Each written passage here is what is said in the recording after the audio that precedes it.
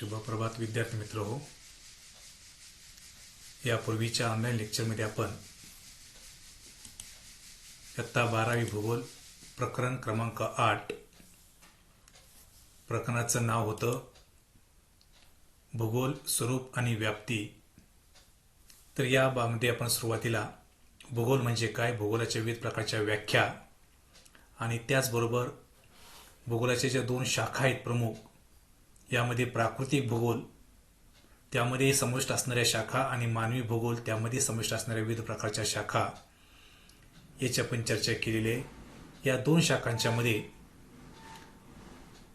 या भूगोलाचे जे काही अनेक शाखा आहेत, या शाखा उपशाखा ज्या आहेत त्या उपशाखा निर्माण केल्या आढळतात. प्राकृतिक भूगोलामध्ये या भूतलावरील जे असणारे नैसर्गिक घटक किंवा याला आपण प्राकृतिक घटक असं म्हणतो, तर त्या प्राकृतिक घटकासंबंधित आपण सविस्तर अभ्यास याच्यामध्ये केला जातो. तर मानवी भूगोलामध्ये या प्राकृतिक घटक आणि मानव या दोघांच्या मध्ये जेव्हा होणाऱ्या आंतरक्रिया आहेत, या आंतरक्रियांच्या मधून निर्माण होणारे जे काही घटक आहेत, या घटकांचा आपण अभ्यास याच्यामध्ये केलेला आहे. आज आपण याच्या पुढचा जो भाग आहे त्यामध्ये भूगोलाचं जे स्वरूप आहे, हे स्वरूप कशा प्रकारचं आहे याच्याबद्दल आपण चर्चा करणार आहोत. यामध्ये या प्राकृतिक भूगोलाचं जे स्वरूप आहे, या स्वरूपामध्ये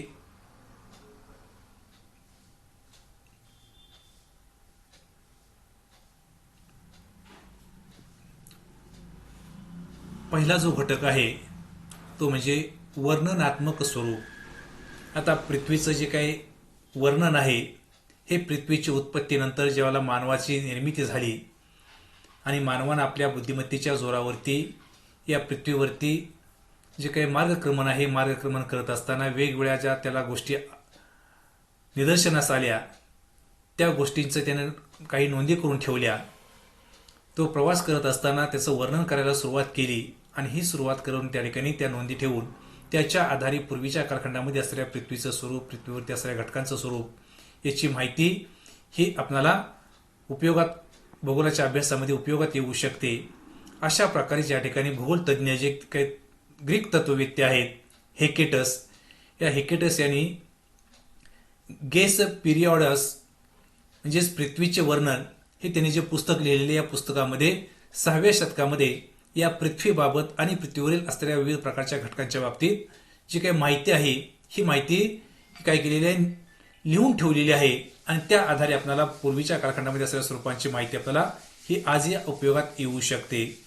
त्याच पद्धतीनं टॉलेमी हे जे काही भूगोल तज्ज्ञ आहेत, त्या भूगोल तज्ज्ञांनी या पृथ्वीचं जे असलेलं सामान्य वर्णन व नकाशा पुस्तकाचा जो समावेश आहे, म्हणजे पृथ्वीचा जो नकाशा आहे तो नकाशा निर्माण करण्याचं काम या टॉलेमी यांनी केलेलं आहे.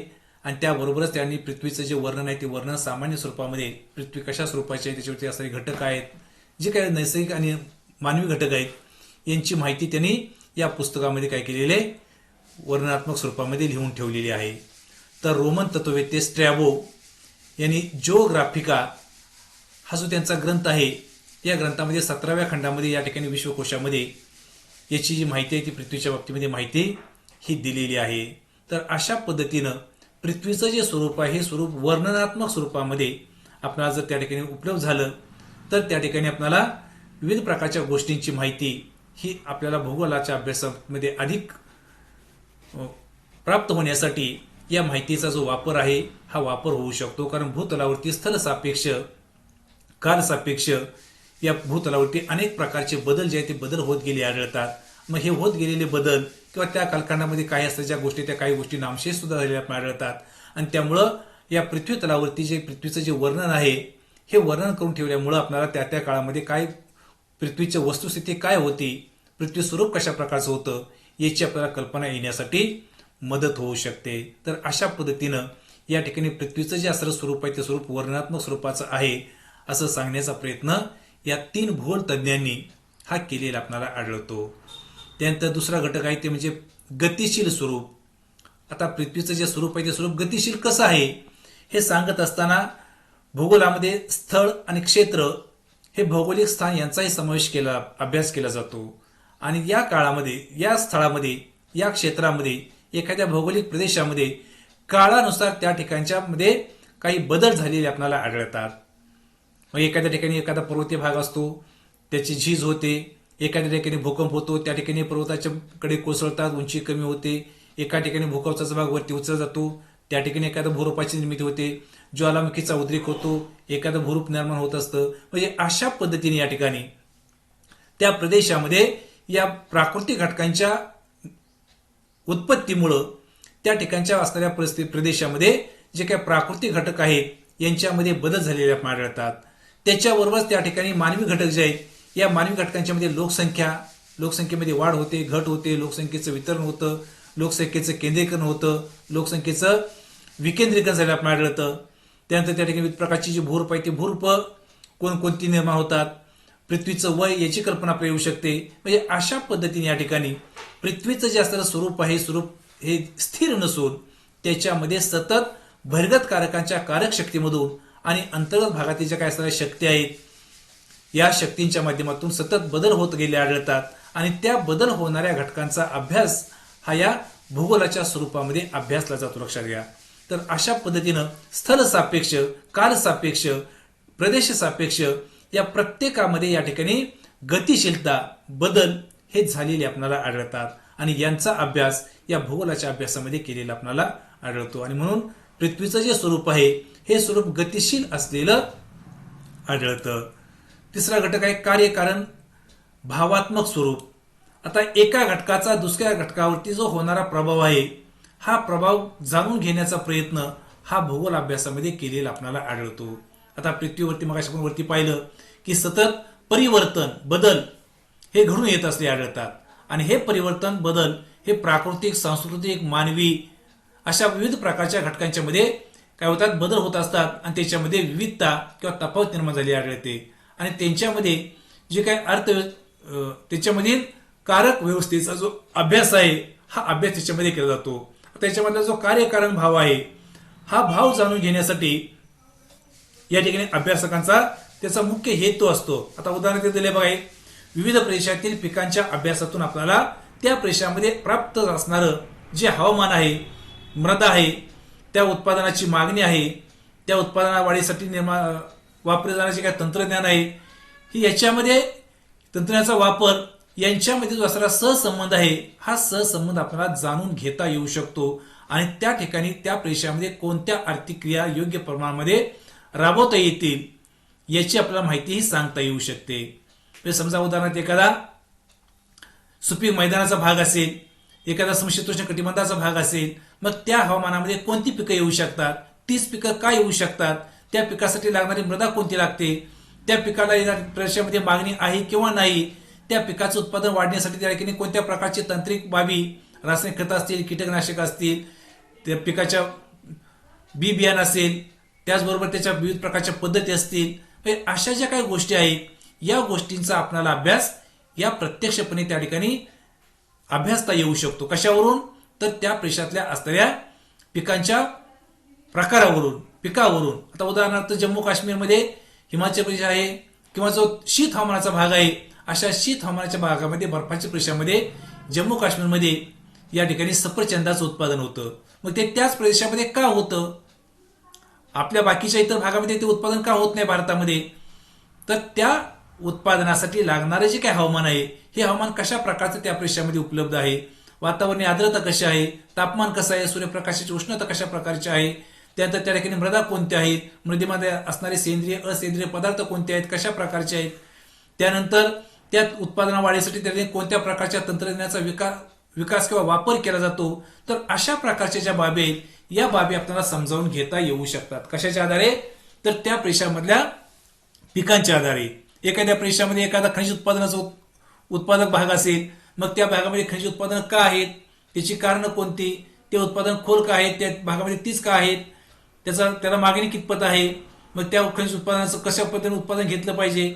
अशा पद्धतीनं कोणत्याही प्रकारच्या नैसर्गिक घटकाच्या आधार घेऊन आपल्याला त्या प्रदेशातील असलेल्या इतर बाबी ज्या आहेत, या बाबींची माहिती आपल्याला शोधता येऊ शकते. दोघांच्या मधला जो असणारा कार्यकारण भाव आहे, एकमेकावरती होणारे जे असणारे जे अवलंबत्व आहे, हे अवलंबत्व काय आहे याची माहिती आपल्याला शोधता येऊ शकते. आणि म्हणून या ठिकाणी कार्यकारण भावात्मक जे स्वरूप आहे हे आपल्याला भूगोलाच्या माध्यमातूनच समजून घेता येऊ शकतं.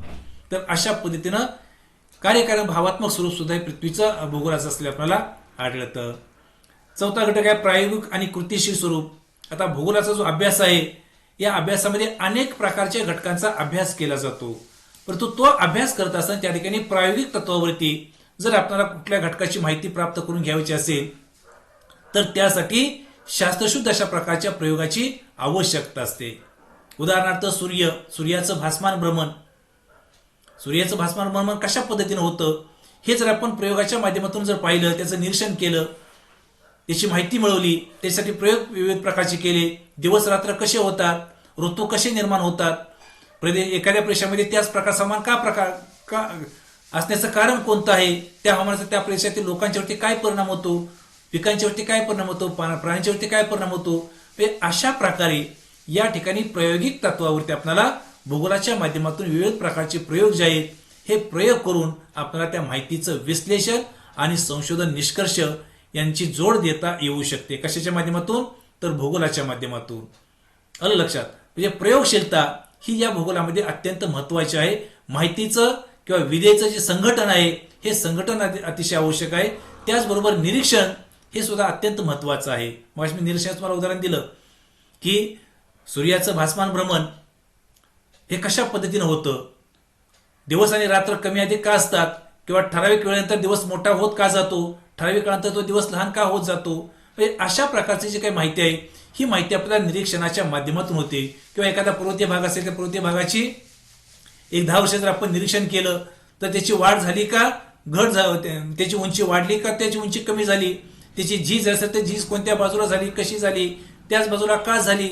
अशा प्रकारचं जी काही माहिती आहे ही माहिती आपल्याला या भूगोलाच्या माध्यमातून निरीक्षणाच्या माध्यमातून आपल्याला घेता येऊ शकते. आणि अशा घेतलेल्या माहिती जर आपण किंवा एखाद्या भागामध्ये वनसंपत्ती मोठ्या प्रमाणामध्ये आहे, मग त्या वनसंपत्तीचं आपण जर निरीक्षण केलं 5 वर्ष 10 वर्ष तर त्याच्यामध्ये बदल काय झाला, नवीन कोणते वृक्ष निर्माण झाले, त्या वनामध्ये असलेल्या कोणत्या वृक्षांच्या जाती नष्ट झाल्या, त्या वनाचं असणारं क्षेत्र किती वाढलं का कमी झालं, ते का वाढलं ते का कमी झालं, याची सगळी जी काही माहिती आहे ही माहिती आपल्याला या निरीक्षणाच्या माध्यमातून प्रयोगांच्या माध्यमातून त्या माहितीचं संकलन करण्याच्या माध्यमातून आपल्याला घेता येऊ शकते. आणि त्याच्यामुळे आपल्याला भूगोल अभ्यासाचे जे स्वरूप आहे हे स्वरूप कसं आहे, कृतीशील आहे, प्रायोगिक स्वरूपाचं असलेलं आपल्याला आढळतं. आणि याच्यासाठी आपल्याला अलीकडच्या काळामध्ये विविध प्रकारची जी साधनं आहेत किंवा तंत्र आहेत यांच्याद्वारे आपल्याला त्या माहितीचं संकलन करता येऊ शकतं. याच्यामध्ये जे सॅटेलाइट आहेत, उपग्रह आहेत, या उपग्रहांच्या माध्यमातून आपल्याला त्याची माहिती ही प्राप्त होऊ शकते.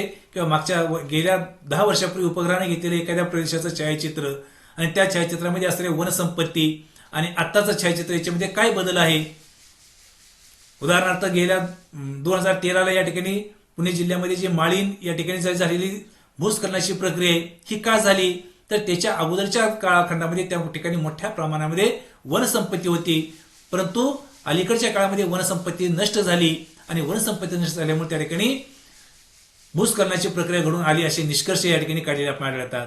मग अशा प्रकारे जर आपण या तंत्रज्ञानाद्वारे विविध उपकरणांच्याद्वारे जर आपण त्या प्रदेशाची माहिती घेतली, त्या माहितीचं संकलन केलं, त्या माहितीचं आपण विश्लेषण केलं तर त्या ठिकाणी आपल्याला ती घटना घडण्यासाठी आपल्याला विविध प्रकारचे जे पुरावे आहेत हे पुरावे आपल्याला प्राप्त होऊ शकतात. त्याची कारणं आपल्याला शोधता येऊ शकतात आणि त्याच्यावरती आपल्याला विविध प्रकारच्या ज्या उपाययोजना आहेत या उपाययोजना आखता येऊ शकतात. तर अशा पद्धतीने या ठिकाणी निष्कर्षांची जोड देऊन तंत्रज्ञानाचा वैज्ञानिक साधनांचा आधुनिक यंत्रसामग्रींचा वापर करून माहितीचं संकलन करून विद्येचं संकलन करून त्याचं विश्लेषण करून आपल्याला त्याची माहिती त्याच्यावर आधारित जे काही पुरावे आहेत या पुराव्यांची जोड आपल्याला देता येऊ शकते आणि ते घटक आपल्याला परिपूर्णपणे माहिती करून घेता येऊ शकतो. तर अशा पद्धतीनं प्रायोगिक स्वरूपाचं स्वरूप हे आपल्या भूगोलाचं असलेलं आपल्याला आढळतं. 5वा घटक आहे तांत्रिक स्वरूप. आता या तांत्रिक स्वरूपामध्ये भूगोल अभ्यासामध्ये मोठ्या प्रमाणामध्ये अलीकडच्या काळामध्ये जे आधुनिक तंत्रज्ञान आहे या तंत्रज्ञानाचा वापर केला जातोय, लक्षात घ्या. कारण पृथ्वीचं विस्तार जो आहे तो विस्तार प्रचंड मोठा आहे आणि या संपूर्ण पृथ्वी तलावरती प्रत्यक्ष जाऊन प्रवासाच्या माध्यमातून असेल जे काय वर्णन आहे किंवा जो माहिती आहे ती माहिती संकलन करणं हे शक्य होत नाही. काही भागावरती मानवाला आपल्याला प्रत्यक्षपणे जाऊन त्या ठिकाणची माहिती संकलित करता येऊ शकत नाही. उदाहरणार्थ ध्रुवीय भाग. आता या ध्रुवीय भागामध्ये सतत तापमान जे आहे ते तापमान वजा सेल्सिअस अंश मध्ये असते आपल्याला आढळतं. म्हणजे शून्यापेक्षा कमी तापमान बऱ्याचशा बहुतांशी कालखंडामध्ये आपल्याला आढळतं. मग अशा भागामध्ये जाऊन त्या ठिकाणची माहिती गोळा करणं हे शक्य होत नाही. काही पर्वतीय प्रदेश अति उंच आहेत, त्यामुळे त्या ठिकाणची माहिती घेता येऊ शकत नाही. काही भाग दुर्गम स्वरूपाचे आहेत, काही घनदाट जंगलांचे भाग असलेले आपल्याला आढळतात. मग अशा भागामध्ये आपल्याला जाऊन त्या प्रत्येक ठिकाणची प्रत्यक्ष माहिती ही घेणं शक्य होत नाही. मग याच्यासाठी विविध प्रकारची जी काही तांत्रिक उपकरणं आहेत, या उपकरणांच्या माध्यमातून आपल्याला त्या ठिकाणची माहिती ही घेता येऊ शकते. आणि याच्यामध्ये अलीकडच्या काळामध्ये GIS जिओग्राफिकल इन्फॉर्मेशन सिस्टीम म्हणजे भौगोलिक माहिती संकलन आणि GPS जिओग्राफिकल पोझिशनल सिस्टीम म्हणजे पद्धती म्हणजे भौगोलिक स्थितीदर्शक माहितीचं संकलन. त्यानंतर सुदूर संवेदन म्हणजे दूरवरून आपण एखाद्या प्रदेशाची जी माहिती आहे ही माहिती उपग्रहांच्या माध्यमातून फोटोंच्या माध्यमातून आपण घेऊ शकतो. अशी विविध प्रकारची जी काही साधनं आहेत या साधनांचा वापर करून आपण भूगोलामधील विविध प्रकारच्या प्रदेशांची माहिती घेऊ शकतो. त्यामुळे भूगोलाचं जे स्वरूप आहे हे स्वरूप कसं आहे, तांत्रिक आहे. एखाद्या घनदाट जंगलामध्ये आपण जाता येऊ शकत नाही, परंतु त्या जंगलाचा जर आपण उपग्रहांच्या माध्यमातून जो घेतलेला फोटो आहे या फोटोच्या माध्यमातून आपण त्याची काही प्रमाणामध्ये माहिती ही प्राप्त करून घेऊ शकतो. किंवा GIS मॅप आहेत, GPS मॅप आहेत, याच्या आधारे आपल्याला एखाद्या ठिकाण कुठं आहे, कोणत्या अक्षरवृत्तावरती आहे, किती दूर आहे, काय आहे याची सगळी माहिती आपल्याला मिळू शकते. तर अशा पद्धतीनं या आधुनिक तंत्रज्ञानाचा वापर या भूगोलामध्ये जर केला तर आपल्याला पृथ्वी तलावरील प्रत्येक ठिकाणाची माहिती प्राप्त होण्यासाठी मदत होऊ शकते. म्हणून या ठिकाणी भूगोलाचं जे स्वरूप आहे हे स्वरूप कसं आहे, तांत्रिक स्वरूपाचं असलेलं आपल्याला आढळतं. त्यानंतर 6वा घटक आहे किंवा 6वं स्वरूपाचा प्रकार आहे आंतरविद्याशाखीय स्वरूप. आता हे जे आंतरविद्याशाखीय स्वरूप आहे यामध्ये नैसर्गिक आणि सामाजिक शास्त्र यामध्ये सर्व विद्याशाखा या भूगोलाशी निगडीत आहेत. म्हणजे प्राकृतिक घटक आणि आर्थिक घटक, सामाजिक घटक, राजकीय घटक, धार्मिक घटक अशा सगळ्या घटकांचा, सगळ्या शाखांचा संबंध जो आहे हा संबंध या भूगोलाच्या शाखेशी असलेला आपल्याला आढळतो. कारण भूगोलामध्ये भूशास्त्र, हवामान शास्त्र, जलशास्त्र, मृदाशास्त्र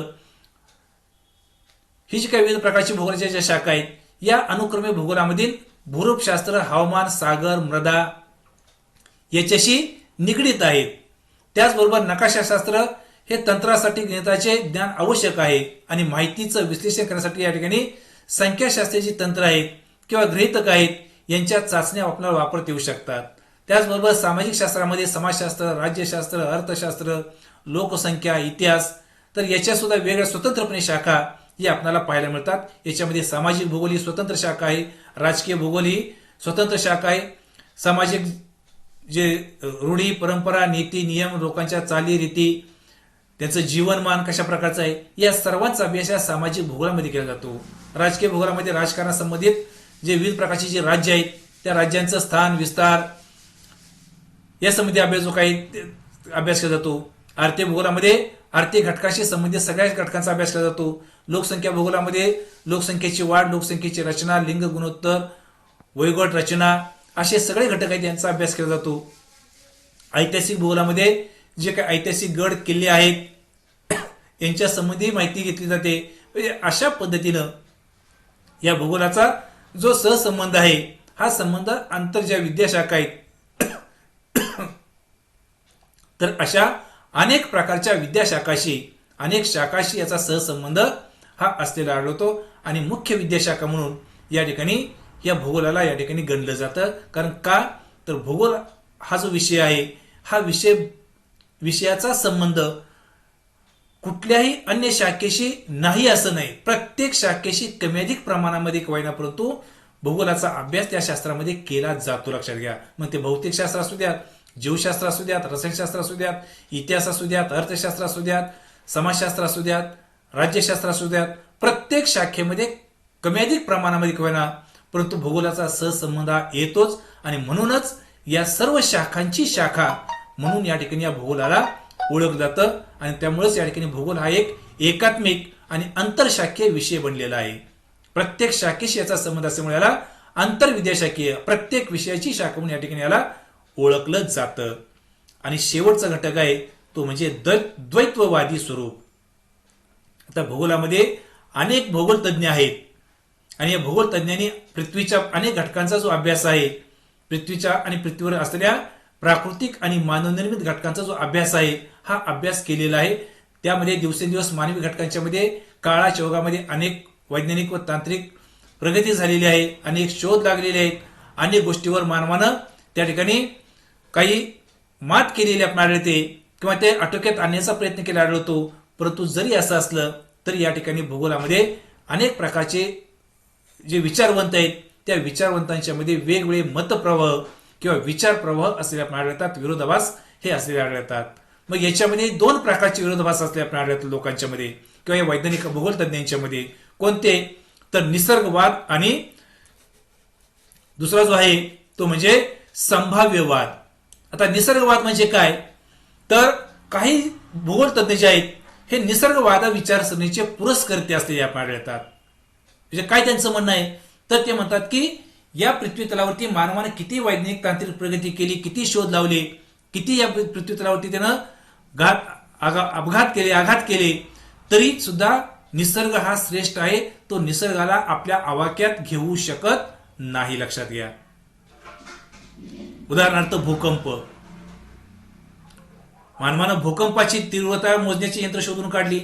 भूकंप कधी घडेल याची भूकंपाची लहरीची शोध घेतला. त्यानंतर भूकंप होऊ नये यासाठी भूकंपाच्या अगोदर जी काही माहिती आवश्यक असते ती माहिती शोधण्यासाठी या ठिकाणी भूकंप मापक यंत्राची निर्मिती केली. त्यानंतर सिस्मोग्राफची या उपकरणाची निर्मिती केली. याच्यामुळे आपल्याला काय कळतं तर भूकंप किती झालेला आहे, त्याची तीव्रता काय आहे याची आपल्याला कल्पना येऊ शकते. त्या भूकंपाचा विस्तार कुठपर्यंत आहे याची कल्पना येऊ शकते. त्याचबरोबर त्या भूकंप होऊ नये भूकंपाच्या अगोदर जी आपल्याला पूर्वसूचना आहे ती पूर्वसूचना मिळण्यासाठी आवश्यक असलेली जी काही उपकरणं आहेत ही उपकरणं तयार केली, त्यामुळे आपल्याला त्याची तीव्रता कमी करता येऊ शकते. म्हणजे भूकंपावरती त्यानं काही प्रमाणामध्ये तो आटोक्यात आणण्याचा प्रयत्न करण्यासाठी त्याने अनेक उपकरणं अनेक शोध लावले. परंतु तो भूकंप पूर्णपणे होऊ नये यासाठी त्याला कुठल्याही प्रकारचं त्याच्या संशोधन झालेलं नाही, त्याला आवेक्यात आणता येऊ शकलं नाही. भूकंप हा व्हायचा ते होणारच अशा प्रकारची भावना लोकांच्या मध्ये आहे. त्यामुळं किती जर तुम्ही त्याच्यावरती शोध लावले तरी तुम्हाला भूकंपाला आटोक्यात आणता येऊ शकणार नाही. म्हणजेच या ठिकाणी काय निसर्ग श्रेष्ठ आहे असं याचं म्हणणं आहे. पावसाला आपण रोखू शकत नाही, पाऊस पाडू शकत नाही. चक्रीवादळाला आपण आटोक्यात आणू शकत नाही. जेव्हा त्या ठिकाणी चक्रीवादळाचं हवेचा भार कमी होईल तेव्हा त्या चक्रीवादळाचा तीव्रता कमी होते. जसं भूकंप आहे, ज्वालामुखी आहे, त्यानंतर चक्रीवादळ आहे, समुद्रामध्ये येणाऱ्या सुनामी आहेत, या सगळ्यांच्या घटकांची माहिती याच्या बाबतीमध्ये मानवानं अनेक प्रकारचे संशोधन केली, शोध लावले, उपकरण निर्माण केली, तंत्रज्ञानाचा विकास केला. परंतु त्या गोष्टी पूर्णपणे आटोक्यात आणता येऊ शकत नाही. त्याची तीव्रता कमी करता येऊ शकेल, त्याच्यापासून आपल्याला जी होणारी हानी आहे ही हानी कमी करता येऊ शकेल. मात्र ती पूर्णपणे जी गोष्ट आहे, जी काय आपत्ती आहे ती आपत्ती पूर्णपणे नष्ट करू शकत नाही. आणि म्हणून काही लोकांच्या शास्त्रज्ञांचं मत आहे की तुम्ही किती जरी शोध लावले तरी निसर्ग हा श्रेष्ठ आहे, त्याच्यावर तुम्ही त्याला आपल्या ताब्यात घेऊ शकत नाही, त्याला आटोक्यात आणू शकत नाही. तर दुसरा जे काही विचार प्रवाह आहे काही शास्त्रज्ञ भूगोल तज्ञांचा तो म्हणजे संभाव्यवाद. आता काही भूगोल तज्ञ काय आहेत या संभाव्यवादाच्या विचारसरणीचे पुरस्कर्ते असले आपल्याला आढळतात. आणि त्यांचं म्हणणं काय की काही प्रमाणामध्ये आपण या आपत्तींना आटोक्यात आणू शकतो. उदाहरणार्थ धरण बांधून आपण महापूर रोखू शकतो. आता महापूर आपण रोखू शकतोय का? नाही. परंतु काही प्रमाणामध्ये महापुरापासून त्या ठिकाणी महापुराची जी तीव्रता आहे ही तीव्रता कमी करू शकतो. जर एखाद्या भागामध्ये पाऊस नेहमी जास्त पडत असेल तर त्या पावसामुळे येणाऱ्या नदीला पूर आहे, त्या पुरामुळे नदीकाठचे गावं असतील, वसाहती असतील, पिकं असतील, जे काय असेल ही होणारी जी हानी आहे ही हानी टाळण्यासाठी आपण काय करू शकतो, त्या नदीवरती धरण बांधून ते पाणी अडवू शकतो आणि त्या पाण्याचं योग्य पद्धतीने नियोजन जेवढं पात्रामध्ये पाणी बसू शकतं तेवढं आपण पाणी त्या नदी पात्रामध्ये सोडून त्या पिकांची हानी वसाहती किंवा घरं ही पाण्याखाली जाणार नाही त्या पद्धतीने पाण्याचे आपण व्यवस्थापन करून ती हानी आपण टाळू शकतो. म्हणजे अशा पद्धतीनं, परंतु तुम्ही त्या पुराला रोखू शकत नाही, पावसाला रोखू शकत नाही. म्हणजे अशा पद्धतीने या ठिकाणी दोन प्रकारचे विचार प्रवाह या लोकांच्या मध्ये किंवा भूगोल तज्ञांच्या मध्ये असे आढळतात. याच्यामध्ये निसर्गवाद आणि संभाव्यवाद. निसर्गवाद काय सांगतो, तर या ठिकाणी निसर्ग हाच सर्वश्रेष्ठ आहे, त्याला कुणीही कवेत घेऊ शकत नाही, त्याच्यावरती कुणीही मात करू शकत नाही. तर काही शास्त्रज्ञांचं मत आहे की निसर्गावरती आपण मात करू शकतो, परंतु ती काही प्रमाणामध्ये मात करू शकतो. ती पूर्णपणे घटना आपण नामशेष करू शकत नाही, नष्ट करू शकत नाही. त्याच्यापासून होणारी हानी, त्याच्यापासून होणारं नुकसान, त्याची आपत्तीची तीव्रता ही आपण फक्त कमी करू शकतो. ती आपत्ती आपण समूळ नष्ट करू शकत नाही. भूकंप कधी आपण नष्ट करू शकत नाही. ज्वालामुखीचा उद्रेक आपण कधी नष्ट करू शकत नाही. पाऊस पडण्याचं कधी आपण थांबवू शकत नाही. चक्रीवादळ आपण कधी रोखू शकत नाही. येणाऱ्या सुनामी लाटा आपण कधी रोखू शकत नाही. त्याची तीव्रता आपण कमी करू शकतो, त्यातून होणारी हानी आपण टाळू शकतो किंवा कमी करू शकतो, परंतु ती आपत्ती ही आपण पूर्णपणे नष्ट करू शकत नाही. तर अशा पद्धतीने या दोन प्रकारचे जे काही विचार प्रवाह आहेत, हे विचार प्रवाह भूगोल तज्ञांच्या मध्ये असलेल्या आढळतात. काही वैज्ञानिक म्हणतात, भूगोल तज्ञ, की निसर्ग हाच सर्वापेक्षा श्रेष्ठ आहे, मानवापेक्षा सुद्धा तो श्रेष्ठ आहे. तर काही भूगोल तज्ञ म्हणतात की निसर्गावरती मानवानं काही प्रमाणामध्ये मात केली आहे, त्यामुळे मानव हाच श्रेष्ठ आहे. मानवानं प्रत्येक गोष्टीवरती, निसर्गाच्या प्रत्येक शक्तीवरती, चक्रीवादळ असेल, पर्जन्य असेल, किंवा तुमचं सुनामी असेल, किंवा भूकंप असेल, याच्यावरती काही प्रमाणामध्ये त्यानं मात केलेली आहे, म्हणून त्यानं मानव हाच श्रेष्ठ आहे. तर असं नाही. काही जरी झालं तरी निसर्ग हा सर्वापेक्षा श्रेष्ठ आहे. निसर्गाला कोणीही रोखू शकत नाही. तर अशा पद्धतीनं या ठिकाणी या 7 घटकांच्या आधारे आपल्याला या भूगोलाचं जे स्वरूप आहे, हे स्वरूप कशा प्रकारचं आहे हे आपल्याला सांगता येऊ शकेल. ओके, धन्यवाद विद्यार्थी मित्रो.